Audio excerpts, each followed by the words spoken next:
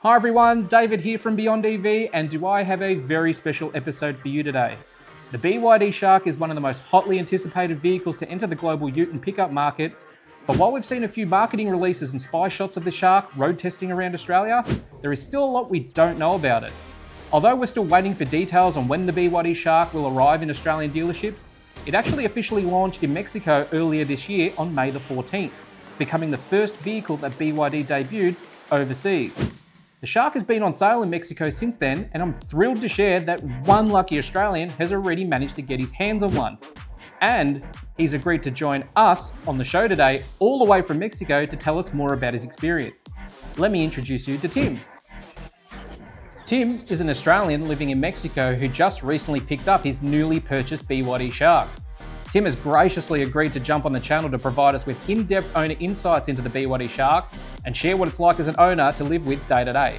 But before we dive into our chat with Tim, I have another important announcement to make. The official Beyond EV shop is live. That's right, I now have a dedicated store selling BYD hoodies, t-shirts, mugs, mouse pads, you name it, it's probably got my logo on it. If you sign up as a Beyond EV premium member, you will receive 10% off all items in the store. Click on the shop link below or head over to the Beyond EV main YouTube channel page to see the range. But for now, let's just head right into our chat with Tim and his BYD Shark.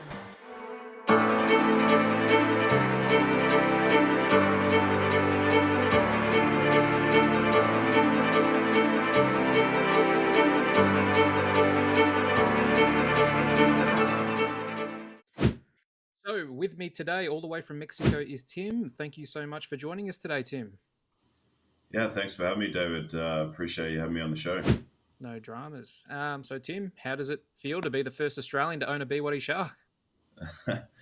Feels pretty good, actually. Just excited to demonstrate what this technology can do, and being an owner, being able to prove all the things that it says it can do, and yeah, it's really exciting piece of machinery.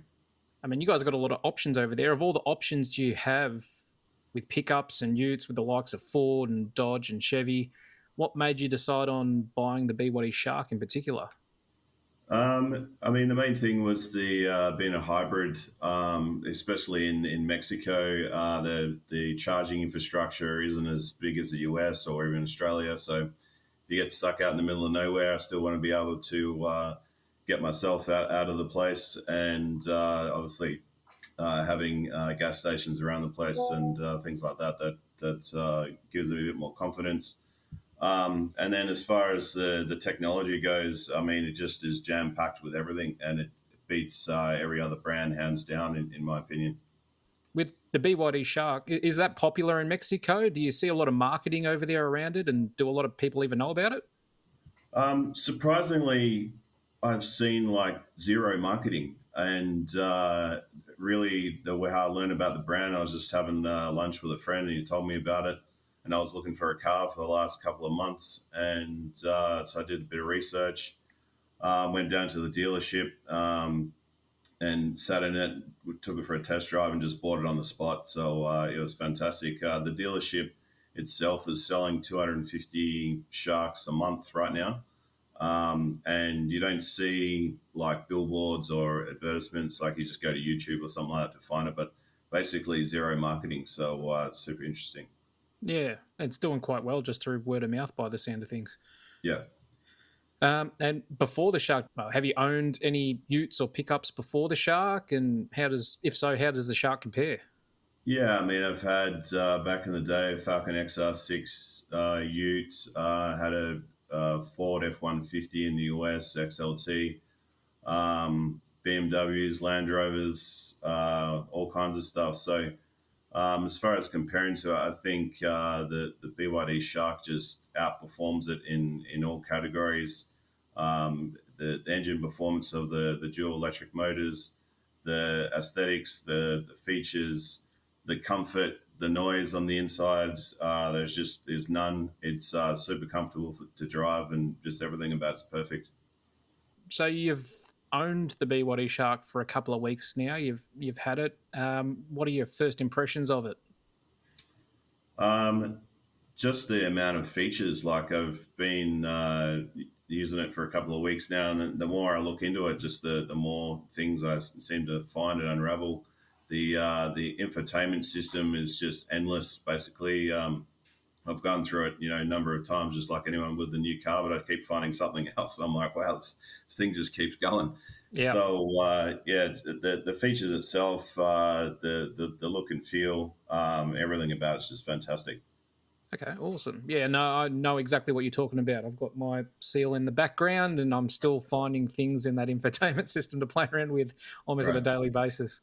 Yeah. Now, the Shark, it's an off-roader, and that's going to be one of the things that's going to be judged on, its off-road capability. What are the roads like in Mexico? Have you traveled a lot on unpaved roads with it? And sort of, could you give us an example if you're from Australia? If there's a particular type of area in Australia that would be comparable, I'd say, to Mexico and their roads that you've got over there? Yeah, I mean, roads in Mexico can be hit and miss. There's some nice paved roads, and then there is no roads. So you have the mix between the two, which is great. Recently, we just had a hurricane storm come through and just wiped out half of Monterey. So there's a lot of washed out roads. And the trip that I just recently took it on, so you go between paved roads, gravel roads, river rock, mud, sand, you name it.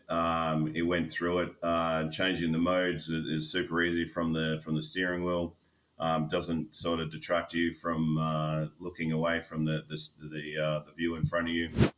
So yeah, between all the different terrain selections that you can have, I mean, I found absolutely no issues. You can feel the wheels engaging, you can feel the wheels locking, you can feel the anti spin, and there was absolutely no issues with anything that I drove through.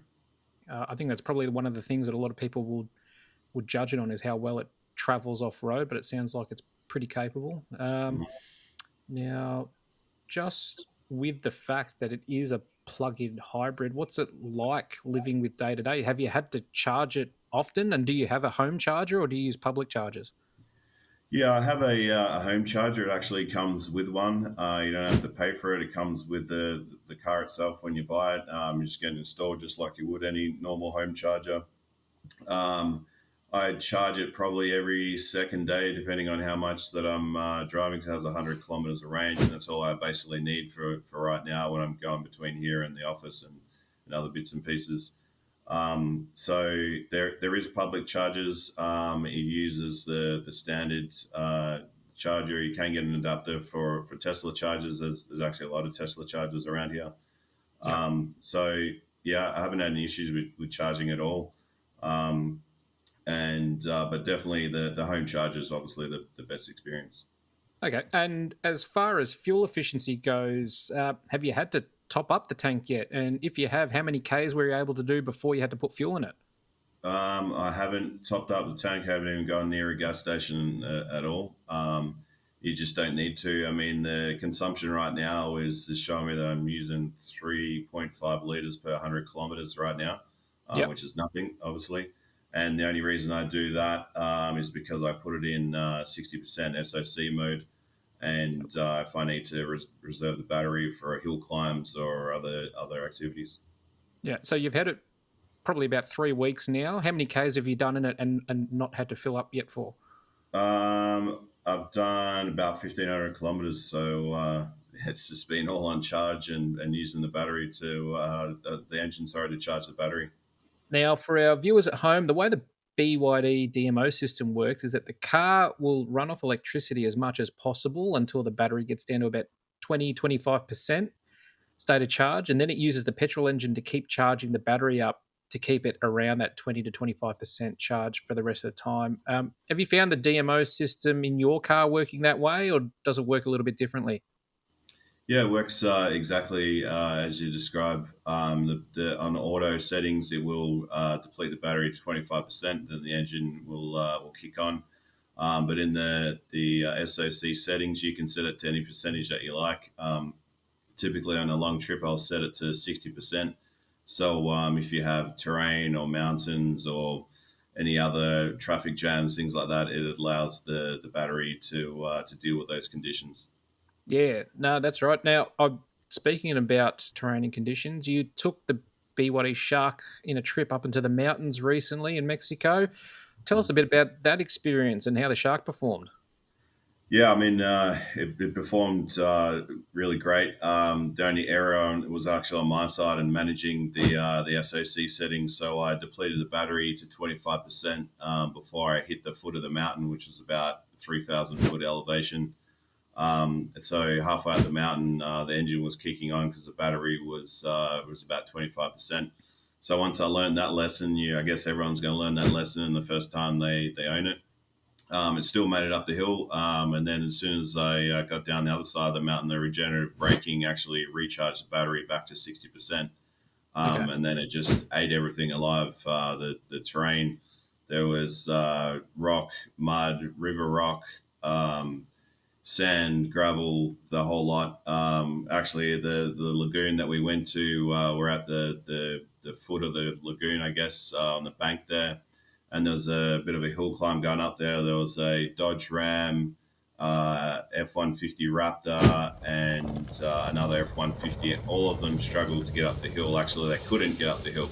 So the wheels are spinning and all that sort of stuff. So it was interesting, and I was like, I had a carload of people, I had 5 people, and I thought, I'm going to get stuck here. But went straight up there. All the wheels engaged as they should. The anti spin kicked in. Absolutely no problems at all. So I was thoroughly impressed with the performance. Excellent. One thing to keep in mind for potential Shark owners is to keep that battery topped up before you tackle anything a little bit hairy. Hmm. So it must be like Absolutely. the engine adds just that extra bit of torque just to get you up there, you'd Yeah, say? it doesn't. I mean, it's only a 1.6 liter single turbo engine, so the engine. Just think of the engine is just to charge the battery. If you manage the SOC state and to the correct percentages, you're not going to have a problem. So that's Yeah. the best way to think of it. Okay. Now, just on the car itself, how have you found the infotainment system and the safety features? What's the ADAS like on it? We've had a few updates, but do you get a lot of beeps and bongs and stuff when you're driving along? No, I don't actually. Someone else commented on that other cars had a lot of beeps and bongs, as you say. So you can turn all of those on or off. You can have vibrate through the steering wheel. You can have sounds. As for the ADAS system itself, I use it every day. Actually, if I drove another car now that didn't have it, it'd be highly uncomfortable. I guess the way that it manages itself here with adaptive cruise control, the steering assist, and lane change all work perfectly. I mean, the roads here in Mexico obviously not perfect. The lines on the road are not straight, and you have like barriers and things like that that stick out, and it manages all of those in heavy traffic. So, Yeah. of course, you have to keep your hands on the steering wheel, but it'll manage everything just fine. I've had no issues. Tight corners, I guess you do have to assist it around tight corners, but general any other corners, it'll take them on itself and steer itself all the way through. Just on that, just compared to other cars, what is the turning circle like on it? Is it tight or pretty wide? It's really tight. It's much better than my F-150, that's for sure, and it's kind of another reason why I've got it because a lot of the roads are here in Mexico are really tight, and parking and all the parking sensors and the cameras and all of those features. It really helps you locate where the car is on the road and any obstacles, and turning in tight streets I've had zero problems with. Okay, awesome. Now, the BYD Shark comes with V2L capabilities. Have you had a chance to use that at all yet?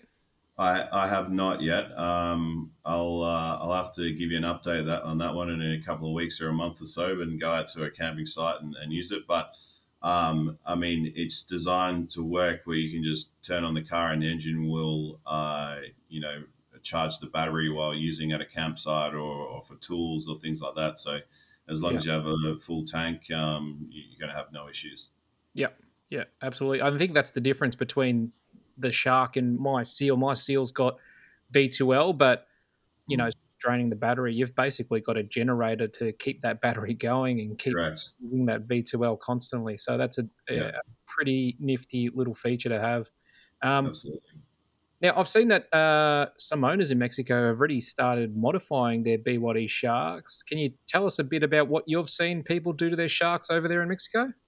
Yeah, I mean, I've seen bigger tires. I've seen someone put 33-inch tires on it, and another one with 35s that you typically see on a Jeep around here. They've put on 2-inch lift kits. Don't know what parts they actually use yet, but I'm still researching that. Electric bed covers or tonneau covers, and changing the roll bar to like something like Go Rhino with light actuators that will fold down. So definitely lots of modifications happening. All those parts are coming from Mexico or from the US, so there's a lot of parts available Yeah, to yeah. do that. Yeah, no, I think that'll be another key point that would want to interest buyers here in Australia is the ability to make it their own and add modifications to it, lift kits and such. Absolutely. That's a big thing over here. Have you done any mods to yours yet? I haven't, but I'm gearing up to do a couple here in the next couple of weeks. So we'll send you an update once they're done. No worries. In the meantime, I'll have to send you one of these. It's a Beyond EV decal, which There you you can stick on your car. It's guaranteed to add 50 kilowatts of power. go. That's not a guarantee, by the way. Absolutely. Look, thank you so much for your time and taking the time to speak with me today, Tim. I'm sure there's plenty of people out there who are really interested in the BYD Shark and would definitely appreciate the insights that you've provided. Now, you're kind enough to send me some videos and photos, and I'll play a few of those after this chat. But before you go, I just got one final question. I know that you've only had it for a couple of weeks, but you guys have had access to a lot more utes and pickup options in Mexico. So, with that in mind, would you recommend the BYD Shark to buyers in Australia? I mean, we haven't been given a definitive release date yet. Some are saying late 2024, some are saying 2025, but regardless, would you say it's worth holding out and waiting for? Absolutely. I mean, I couldn't recommend any other truck or car, but specifically truck. Just the features, the comfort, the hybrid features, fuel efficiency, the vehicle to load. It's just endless. The car is super quiet. You can hear nothing on the inside. Probably one of the quietest cars I've ever been in. So that has a factor for long trips. The infotainment system and just all the features is just fantastic. I actually tried really hard to find something that I didn't like about it, and I honestly couldn't find anything. Just everything is on there. It's loaded. People should absolutely just wait for it if you're looking for a new car or truck, and get yourself one. Okay, awesome. No, again, thank you for sharing your insights and experience with us today. Hopefully, we get you back on the channel soon. Awesome. Thanks so much, David. Appreciate it. No worries. Thanks for your time.